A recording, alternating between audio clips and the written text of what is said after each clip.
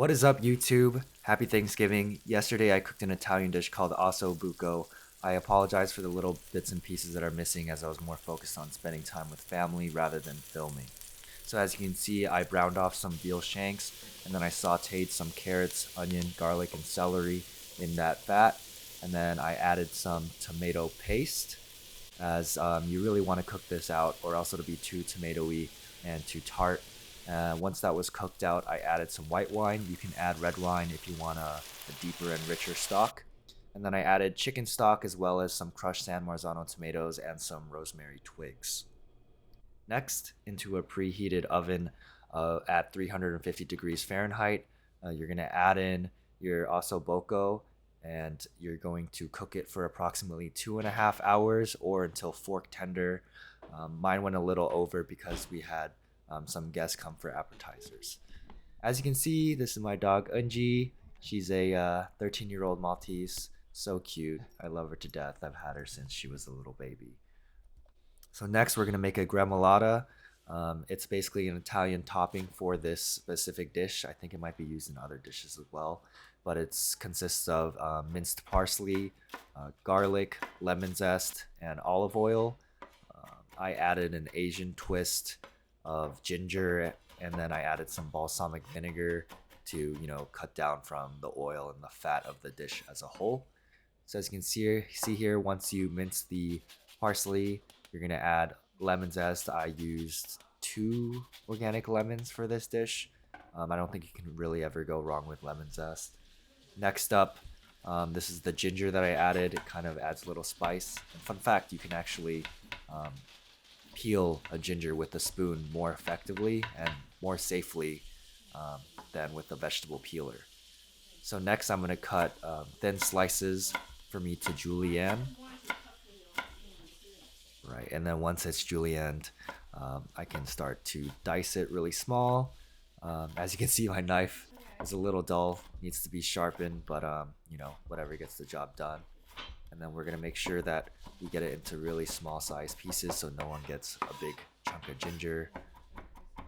Next up, really cool way to slice some garlic is cut it vertically and then make 2 horizontal slices and then mince it up. Now we'll be going to the video. Meanwhile, what are we making, Kumo?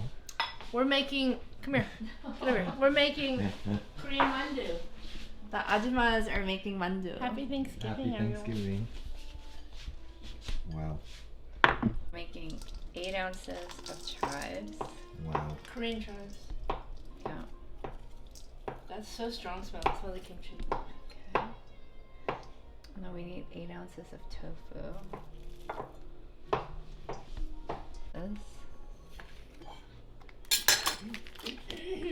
Tofu and dumplings? Yeah. Is that a thing? That's the filling. That's always a thing. Really? Yeah. Mr. Korean. Oh, is it the Korean dumpling? Yeah. I always use that.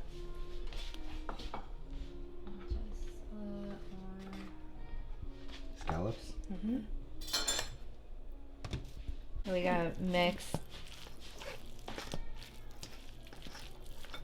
I'm still surprised that tofu goes in this. Yeah. Has it always been tofu? Always. Always. I've never Always. noticed it at all. Always. Because it's. You're always eating Chinese mandu. You're not having Korean. No, Chinese too. They add the tofu. Really?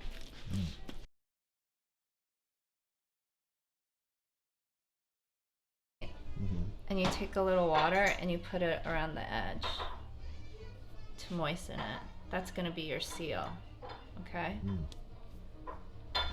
And then you take a spoonful, you put it in the middle,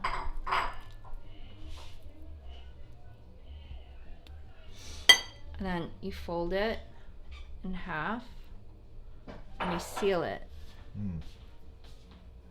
Okay? And then you want to make the scallop, right? So what you start doing is you start folding and pressing. Let's do 2 different looks so we know the difference. There's so many different Let's looks, do 2 but for this the is one scallop and 1 shrimp, so we'll know the difference. Oh, that's a good idea. So you just fold and press. That's really ultimately what it is. Wow. And when I made it with Grandma, she would use Egg instead of water? yeah. Anyway, okay, so We could do that too. it's red. Is that action? Yeah, Okay, yeah. action.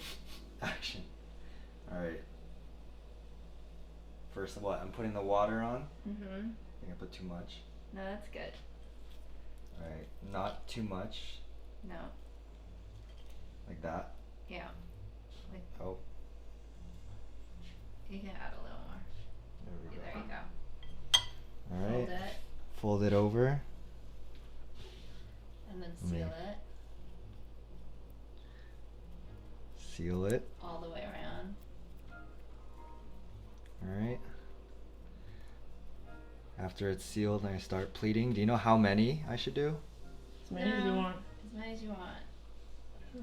Whatever you fancy. But press hard so that it stays. Yeah, I think the other ones I wasn't pressing hard enough, but not bad. And then just there you go.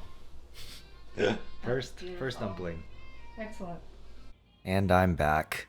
I just wanted to play around with this dumpling, so it's the scallop dumpling kind of made it into a tortellini shape, I guess. Next we had a charcuterie board. It had the most amazing prosciutto, and that was actually a smoked salmon, the thing on the right. Super good. It had burrata cheese, super nice bread. We had some different like Middle Eastern jams. So awesome. Here I'm making risotto again. That was my last video, so I wanted to step it up a little bit. So here's actually a really cool shot of saffron. It's actually one of the most expensive spices in the world. That little bunch was around $15-20. So I added some white wine into it to kind of pull out all the flavor. I feel like the acid would do that. So after toasting the arborio rice, the specific rice for risotto, I added the saffron wine, which gave it a really nice yellow color, almost similar to the butternut squash in my last video. Added some more wine, because why not? As you can see, yeah, the color is really nice to see.